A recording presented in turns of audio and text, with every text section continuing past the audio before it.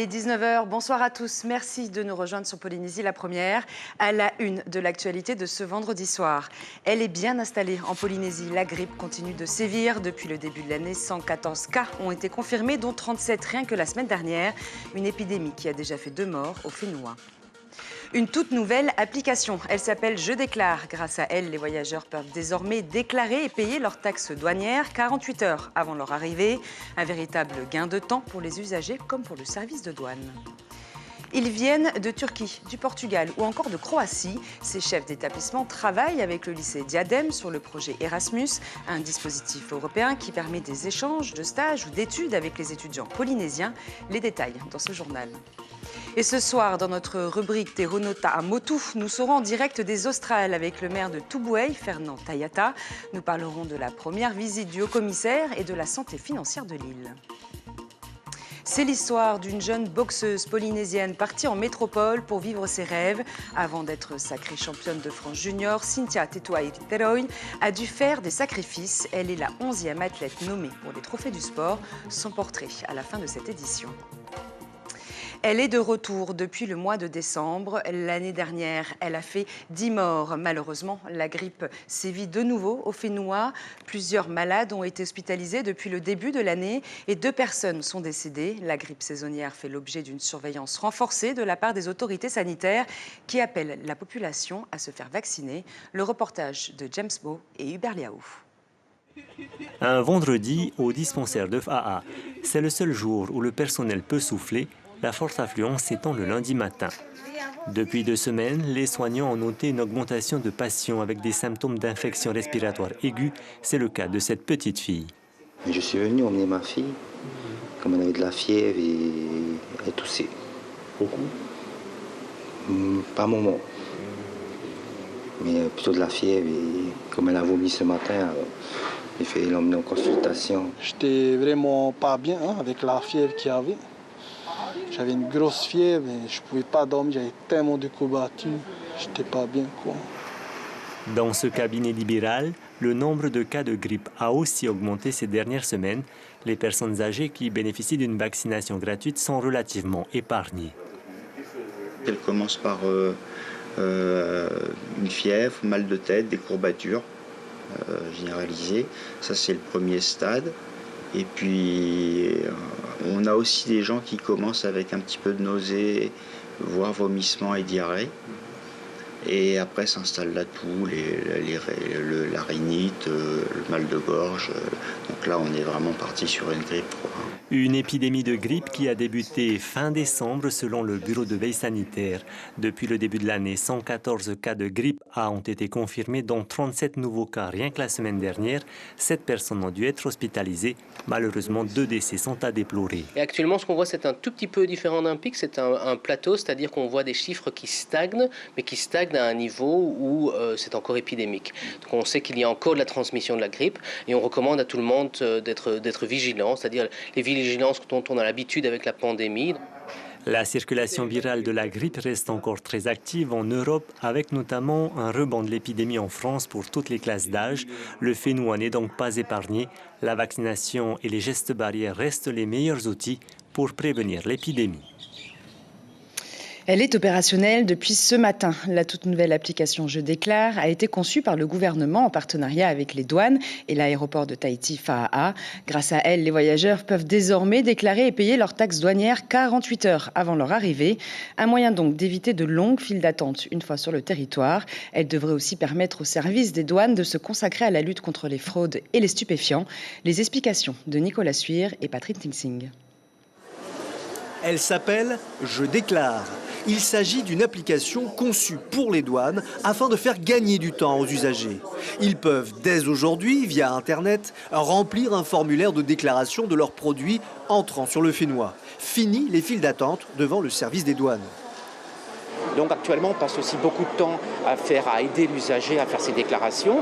On a 1 ou 2 collègues douaniers qui passent aussi leur temps, souvent pendant assez longtemps, à faire des déclarations.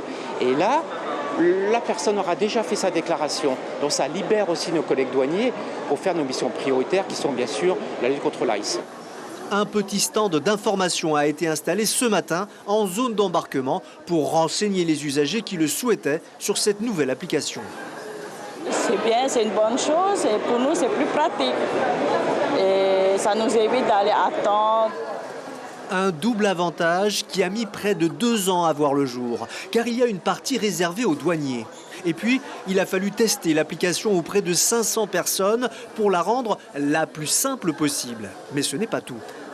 Il a fallu du temps parce que l'application est complexe, parce qu'en fait c'est 3 applications. Donc une application web, une application sur Android, une application sur iOS, et chaque application a ses spécificités. Donc même si c'est une seule base de code globale, il y a quand même des particularités pour chaque. Par exemple, sur Apple, il faut qu'on ait le bouton de connexion avec Apple. Sur Android, il y a aussi d'autres particularités. Je déclare est une application inédite sur le territoire français. Aussi, les services des douanes de l'Hexagone s'y intéressent à présent. Après plusieurs semaines de formation, ils sont 9 récipiendaires à intégrer la Marine nationale au Fénois. Tous ont reçu des mains du commandant de la base navale de Papeete leur bachi, ce pompon rouge posé sur leur bonnet de marin. La cérémonie a eu lieu ce matin et a permis de concrétiser leur souhait de servir la République dans la Marine nationale pour une durée de 2 ans, renouvelable une fois. Les détails avec Ismaël Tayata et Patita Savea. Pour les militaires, c'est le béret et pour les marins, le bachi. Il marque l'entrée officielle des stagiaires dans la Marine nationale en tant que quartier-maître. Ces 5 semaines de formation, on a commencé le lundi 16 janvier. La première semaine, c'était assez épuisant parce qu'il fallait qu'on s'adapte, qu'on prenne le rythme, qu'on n'avait pas l'habitude. C'était la première fois qu'on venait dans le milieu militaire. Mais au fur et à mesure et au fil du temps, on s'est adapté et ça s'est très bien passé. Dès lundi, tous seront affectés dans leurs services respectifs, dans l'administration pour certains et à bord d'un navire pour d'autres. Moi, j'ai pris l'opération navale, donc c'est tout ce qui va concerner les bateaux et tout. Donc je vais devoir naviguer et il y aura la vie en bateau à découvrir et tout. J'ai toujours voulu faire l'armée, j'ai eu un petit faible pour la marine du fait de mes anciens et c'est ça qui m'a poussée à tenter la marine. Ils sont engagés pour 2 ans et peut-être 2 années de plus s'ils renouvellent leur contrat. Après, ils ont le choix, soit tout arrêter ou s'engager en France. Ils ont la capacité d'aller faire autant du mécanicien que de se retrouver comme manœuvrier sur les plages ou en timonerie demain. Pour les filles, c'est pareil ? Pour les filles, c'est exactement pareil, il n'y a aucune limitation. L'ensemble des spécialités leur est ouverte. Et donc aujourd'hui, personnel masculin ou personnel féminin, les possibilités de carrière sont les mêmes. En Polynésie, la marine enrôle une vingtaine de jeunes chaque année. La prochaine session de recrutement est prévue en juin. Autre cérémonie, mais d'un autre genre, elle s'est tenue hier après-midi au lycée Diadème en l'honneur des représentants des pays partenaires du projet Erasmus. Ce dispositif européen favorise la mobilité des lycéens pour faire des stages ou poursuivre leurs études à l'étranger. Également ouvert au personnel enseignant, Erasmus est un programme très vaste qui couvre un large éventail d'actions. Plusieurs Polynésiens ont pu en bénéficier. Le reportage de Caroline Fary et Hubert Liao. Ils viennent de Turquie, du Portugal ou de Croatie. Ces chefs d'établissements et enseignants travaillent avec le lycée Diadème depuis 2 ans sur le projet Erasmus, des échanges de stages ou d'études dont a pu bénéficier Heimiri l'an dernier, accompagné par un enseignant. On a eu la chance de partir au Portugal grâce à nos profs référents. On a une des correspondants où on a pu apprendre de leur culture, découvrir le mode de vie qui est très différent de la nôtre. Et c'était vraiment une très belle expérience qu'on a pu vivre. La préparation a été difficile pour eux parce qu'on leur a demandé de faire des choses où ils n'étaient pas à l'aise forcément. On leur a demandé de sortir de leur zone de confort, notamment s'exprimer en anglais. Bon, ce n'est pas tous les élèves qui sont doués en anglais, mais on leur a demandé de faire un effort, de faire des exposés en anglais. Et le fait de leur faire sortir de leur zone de confort les a fait grandir. Erasmus, ce sont 2 types d'échanges, soit des mobilités simples, soit des accords de coopération internationale. C'est ce dernier cas qui réunit les intervenants aujourd'hui. En stage, ils partent 8 semaines pour l'enseignement supérieur Après, ils peuvent ne partir que 4 semaines au niveau bac. Donc ils vont faire un stage en entreprise au lieu qu'elles soient en Polynésie, ça se déroule à l'étranger. Quand je dis étranger, Erasmus, ce n'est pas que l'Europe. Pour nous, ça concerne aussi la Nouvelle-Zélande, l'Australie, les États-Unis, pour 20% des mobilités. Une vingtaine d'élèves ont déjà pu partir au Portugal, en Roumanie ou en Belgique grâce à ce dispositif financé par la Commission européenne de Bruxelles. Hier soir, une minute de silence a été observée en soutien au peuple turc, en présence des représentants de ce pays partenaire. La Turquie, qui, je vous le rappelle, a été victime d'un terrible séisme il y a une dizaine de jours, faisant près de 40 000 morts. Une journée pour déclarer son amour à la culture de nos îles. Les élèves du collège et lycée de Paumarecat ont célébré ce vendredi la journée polynésienne. Au programme, de multiples animations autour du thème le triangle polynésien. Chaque archipel du Fénois avait donc son atelier, mais les autres territoires du triangle étaient aussi représentés. Hawaï, Nouvelle-Zélande ou encore Rapa Nui. Cette journée a été possible grâce aux différents partenaires, comme l'explique Mihimia Cridland, directrice de l'établissement. Elle est au micro de Jérôme Lee. Nous avons accueilli des groupes partenaires comme le groupe Marquisien KPK. Nous avons les académiciens de l'Académie tahitienne qui sont venus aussi animer des ateliers. Nous avons beaucoup d'élèves qui se sont investis et surtout on a le soutien de la commune de Papeete qui est venu aussi nous aider.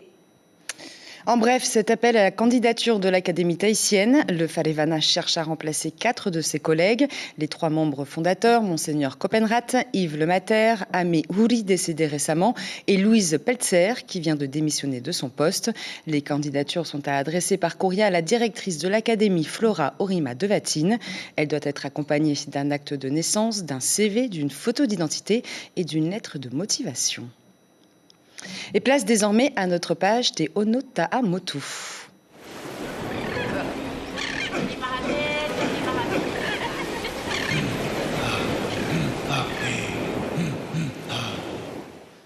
Le haut-commissaire Eric Spitz a effectué sa première visite officielle aux Australes. Le fonctionnaire d'État s'est rendu à Tubuai, où il a assisté à la traditionnelle cérémonie de levée des couleurs, puis a rendu visite à la gendarmerie et à la 3e compagnie de formation du RSMA. Parmi les sujets abordés, le soutien de l'État dans la transition écologique. Alors pour en parler, nous avons en direct avec nous le maire de l'île, Fernand Tahiyata Yaorana. Monsieur le Tavana. Yaorana, Polynésie la première, et merci de m'avoir invité ce soir. Merci d'être avec nous. Alors on va rentrer dans le vif du sujet. Vous avez pu rencontrer pour la première fois donc le haut-commissaire. Qu'attendez-vous de cette visite et est-ce qu'elle a été à la hauteur de vos espérances? Oui, il vient de boucler son tournée aux Australes. Et en fait, c'est pas la première fois qu'il est venu à Tubuai. Il y a 13 ans, il était à Tubuai pendant le cyclone Oli, qui nous a accompagné l'île sur la reconstruction des forêts MTR à l'époque. Et suite à cette tournée, nous avons évoqué sur plusieurs thématiques, sur plusieurs projets de l'île. Et j'ai profité à remercier le service de l'État pour les participations de nos projets qu'ils ont déjà réalisés aussi. Et alors justement, de quel projet parlez-vous pour l'île?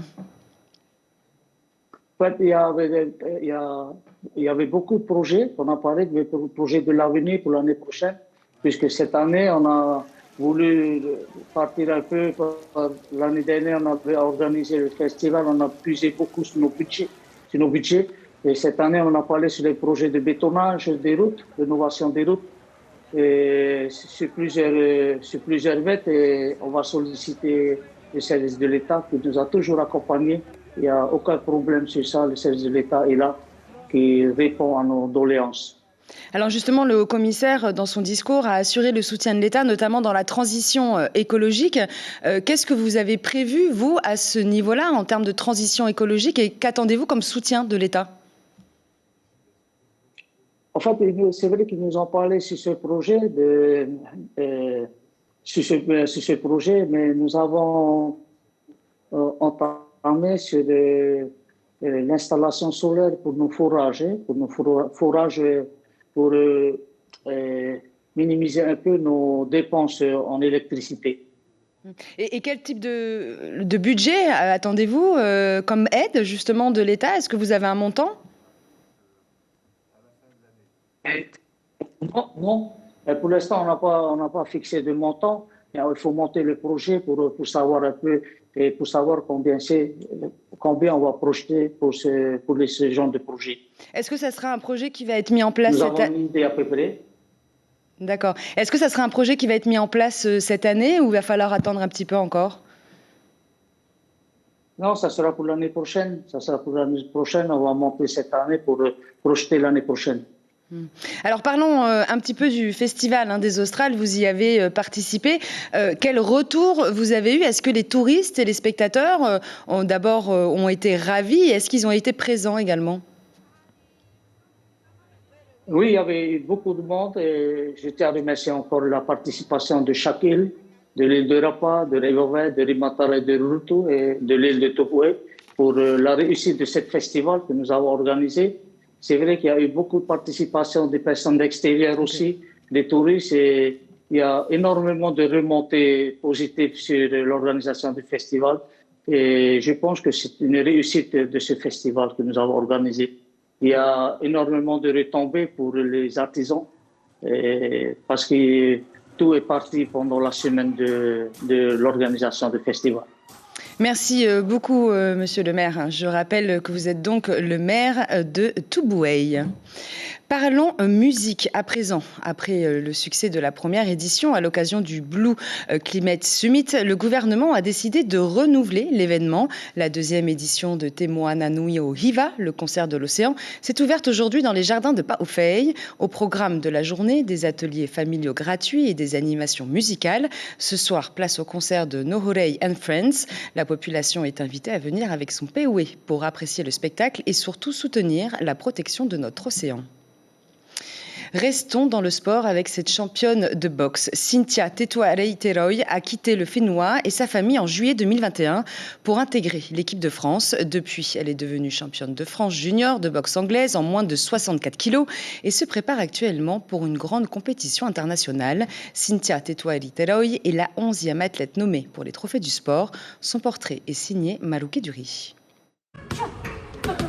C'est l'histoire d'une jeune boxeuse tahitienne partie à Nantes en métropole pour vivre ses rêves. La boxe anglaise l'a endurcie et aujourd'hui, bien encadrée par ses coachs, Cynthia Tetuarei-Teroy se donne à 100%. Son but, faire le meilleur résultat possible au championnat d'Europe prévu au mois de mai. J'ai commencé la boxe quand j'étais en primaire parce que je ne savais pas me défendre et je me faisais beaucoup embêter. Du coup, j'ai demandé à mon papa et mon papa il a trouvé le club de Team Fighting Soul avec comme coach Eric Dauphin, qui est mon coach jusqu'à maintenant. Avant de devenir championne de France junior en moins de 64 kilos, Cynthia a dû faire les sacrifices qu'il fallait. Quitter sa famille et son Fénois en 2021 pour vivre le sport de haut niveau. Elle est récompensée en intégrant l'équipe de France. Toute cette expérience lui apporte une ouverture d'esprit phénoménale. J'avais toujours voulu faire les championnats de France depuis 2015 et je me suis dit que c'était une opportunité en fait de venir en France faire les championnats. Et voilà, aujourd'hui, je me retrouve en équipe de France féminine au pôle boxe Nancy. Je ne saurais pas expliquer le sentiment que j'ai envers ce sport. C'est fort quand même. Hein. Ça a été mon sport depuis tout petite. Et Cynthia conserve cette mentalité de guerrière. Ne rien lâcher, encaisser les coups et savoir en donner. Actuellement en pleine préparation, la jeune boxeuse de 18 ans espère aller le plus haut possible cette saison. C'est la fin de ce journal. Je vous en rappelle l'information principale. La grippe continue de sévir. Plusieurs personnes ont dû être hospitalisées et 2 décès sont à déplorer. Les autorités sanitaires appellent à la vaccination.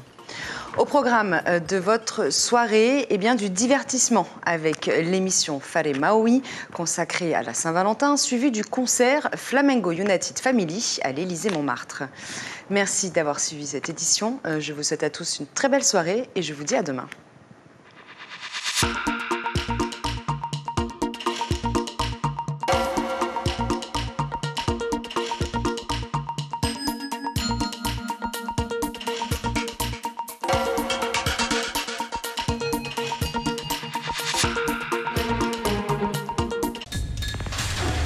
L'information en continu sur Polynésie la première, Internet et réseaux sociaux.